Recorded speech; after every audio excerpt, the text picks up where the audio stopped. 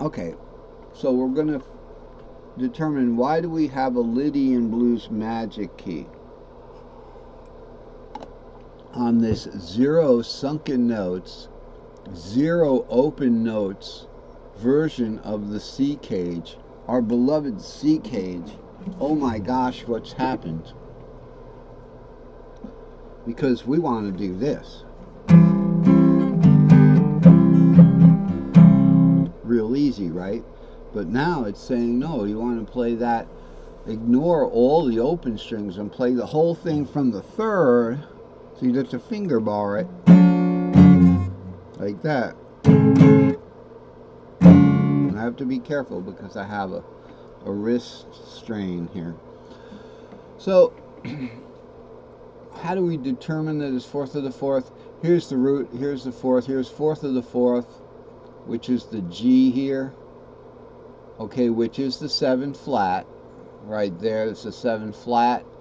So if we're in the key of 7 flat, starting there with the G, where's the D? 1, it's root 2, 3, 4. So that's how we know we're in Lydian there. So when we're playing the regular stuff, we're going something like, we'll do the pentatonic.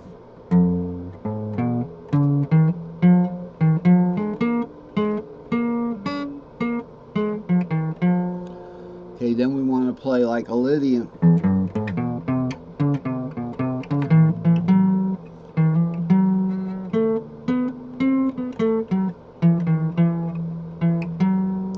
See, that's the blues magic. So that's just it's just a designator. It's one box out of many. Okay, there's repeat boxes. There should only really be 12 boxes there. So we've discussed that a little bit of blues magic there. It's difficult because you'd think that mode would be the fourth of the fourth mode, and it isn't. It is the fourth of the fourth mode, but it's the fourth string shape. Okay, to actually access that fourth of the fourth. So let's look at the others, and then we'll get to these little designators are important. So we have the C box here, and while we're on the C box again, let's look at this is the key of R or C sharp if this is your fret nut. If this is where your fret nut is, it's actually the key of C sharp because R is there. It's not there where the C is. Now, if we were to move a capo up, and instead of having the fret nut there, we're going to put a capo right there. We'd be putting the capo exactly on the first fret like that. Okay, now this is just for complete purposes, completion of what we're talking about. We're not doing this particularly out of the blue. So we've got the capo there now. All right, now we're in the key of C. R is the key of C. Now, of course, with my guitar, okay, it wouldn't be the key of C there. All right, it would be like where yours would be right here. Okay, R equals the key of C. So it would be right here. Okay, so it would be right here. Okay, so this is where it is. All right, so in other words, instead of sinking the chords down, instead of sinking a chord down,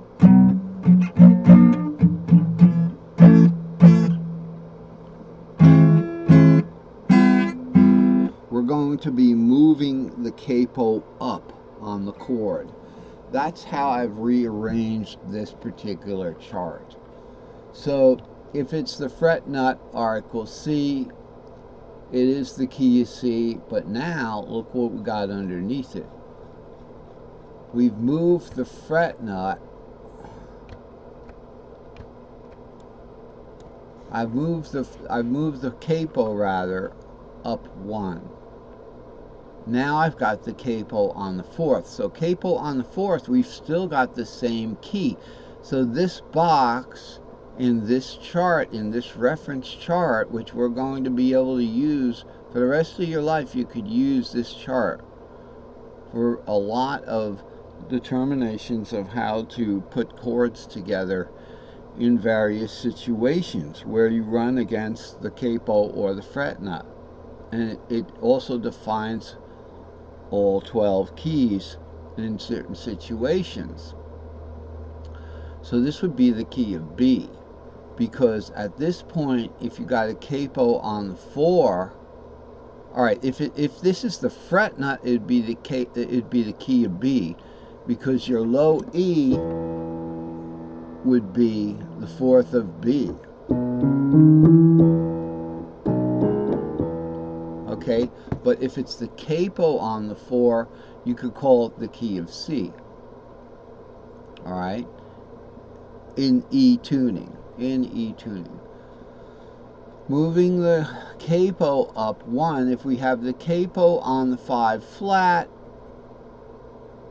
okay, once again we have the key of C. And so we have a different situation here. We've moved up into the A box. Okay, we've moved up into the A box here. But if this is the fret nut, it would be the key of A, because as you know, our A position starts on 5, because E would become the 5th of A. Okay, that's how that works. So it's interesting. Now we've got another one. No, that we went through all 5.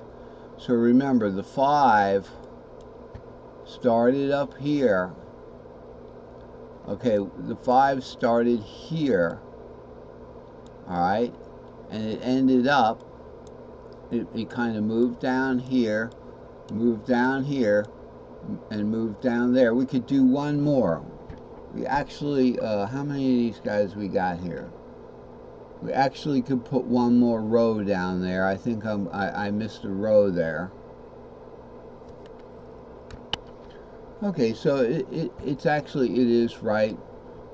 I just worry that things may not be right.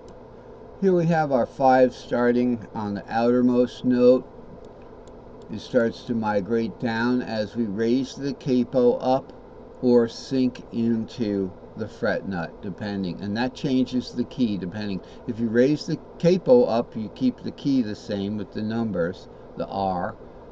Okay, but if you just play if you just play this box on the fret nut, it changes the key. So here's our 5 started over here, and it's migrating down, and it's migrating down, and it's migrating down to here. So we have the full story. Now let's continue to look way up here and see what we got. Remember, this guy is as long as this guy. So this is just our little reference when we want to go to and get out of the box. We want to look and see what's going on up here. So, coming up on the hour here, we have our nice C-shaped box, but if this is the fret nut, okay, if that would be the fret nut on the 3, okay, that would be actually below the 3, would be like here. So if you wanted to play your regular C, you couldn't do it.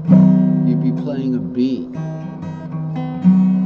Okay, so that actually would be right here. Let's see, what would you be playing? Yeah, you'd be playing a B there, if that was the fret nut, okay? So I said we'd be playing a C sharp. Actually, if it's the fret nut, we'd be playing a C sharp. Down here, if it's the capo, we should still be in the key of C, but we're not because we're off that capo, so it'd be the key of B there. You know, and then so this is difficult and advanced subject, but you just got to trust yourself. Once you settle down to a key, a certain position, and you're playing a song, you know, you can use it to figure out what's going on.